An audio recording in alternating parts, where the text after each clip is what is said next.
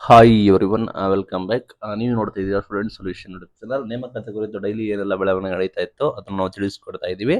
ಈಗ ದಿನಕ್ಕೆ ಒಂದೊಂದು ಸುದ್ದಿ ಬರ್ತಾ ಇದೆ. ಒಂದೊಂದು ದಿನ ಒಂದೊಂದು ರೀತಿ ಮಾಡ್ತಾರೆ.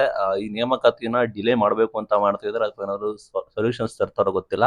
ಈ ಹಿಂದೆ 5.33 ಅಂಡ್ ರೇಷಿಯೋ ಡಿ ನಿಮಗೆ ರಿಸರ್ವೇಶನ್ ಕೊಟ್ಟು ನೇಮಕಾತಿ ಮಾಡ್ತೀವಿ ಅಂತ ಕೂಡ ಹೇಳ್ತಾ ಇದ್ರು.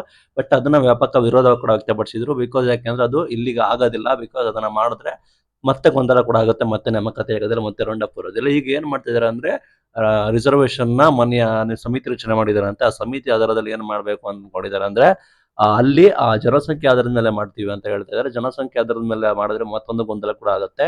ಸಿಎಂ ಅವರು ಹಿಂದುಳಿದ ವರ್ಗದ ಜನಗಣತಿ ಕೂಡ ಮಾಡಿದ್ರು, ಪ್ಲಸ್ ಕೇಂದ್ರ ಸರ್ಕಾರದವರು ಕೂಡ ಮಾಡ್ತಾ ಇದ್ದಾರೆ. ಪ್ಲಸ್ ಇಲ್ಲಿ ಜನಗಣತಿ ತೆಗೆದುಕೊಂಡ್ರೆ ನೀವು ಕರೆಕ್ಟಾಗಿ ಜನಗಣತಿನೇ ಮಾಡಿಲ್ಲ ನೀವು ಅಂತ ಹೇಳಿ ಕೇಳಿದ್ರು ಕೇಳಬಹುದು, ಅದು ಗೊಂದಲ ಕೂಡ ಆಗುತ್ತೆ. ಆ ನಿಟ್ಟಿನಲ್ಲಿ ಮತ್ತೆ ಅತಂತ್ರ ಕೂಡ ಆಗುತ್ತೆ. ಒಟ್ಟಾರೆ 24 ಇಂದು 21 24ನೇ ತಾರೀಕು ಶುಕ್ರವಾರ ಮಧ್ಯಾಹ್ನ 2 ಗಂಟೆಗೆ, ಮಧ್ಯಾಹ್ನ ಗ್ಯಾಪ್ ನಡ್ಕೊಂಡು ಮಧ್ಯಾಹ್ನ 2 ಗಂಟೆಗೆ ಮೊನ್ನೆ ಮುಖ್ಯಮಂತ್ರಿ ನೇತೃತ್ವದಲ್ಲಿ ವಿಶೇಷ ಸಚಿವ ಸಂಪುಟ ಸಭೆ ಇದೆ, ಅಲ್ಲಿ ತೀರ್ಮಾನ ಕೈಗೊಳ್ತಾರೆ. ಪ್ಲಸ್ ಈಗ ಹೊಸ ಅಜೆಂಡಾ ಕೂಡ ಮಾಡ್ಕೊಂಡಿದ್ದಾರೆ ಜನಸಂಖ್ಯೆ ಆಧಾರದ ಮೇಲೆ ಮಾಡೋದಕ್ಕೆ. ಅದು ಎಷ್ಟು ಆಗುತ್ತೆ ಗೊತ್ತಿಲ್ಲ. ಪ್ಲಸ್ ಅಲ್ಲಿ ತೀರ್ಮಾನ ಆದ್ರೆ ಮಾತ್ರ ನಮಗೆ ಆಗುತ್ತೆ. ಪ್ಲಸ್ ಸುಪ್ರೀಂ ಕೋರ್ಟ್ ಆದೇಶ ಕೂಡ ನೀಡಿದೆ. ಪ್ಲಸ್ ಅಂದೇ ನಿಮಗೆ ಎಲ್ಲ ತೀರ್ಮಾನ ಆಗೋದಿಲ್ಲ. ಪ್ಲಸ್ ಮುಂದೂಡಿಕೆ ಕೂಡ ಆಗ್ಬೋದು. ಅಂದ್ರೆ ನಿಮಗೆ ಒಂದು ಐಡಿಯಾ ಬರುತ್ತೆ ಏನಾಗ್ಬೋದು ಅಂತ.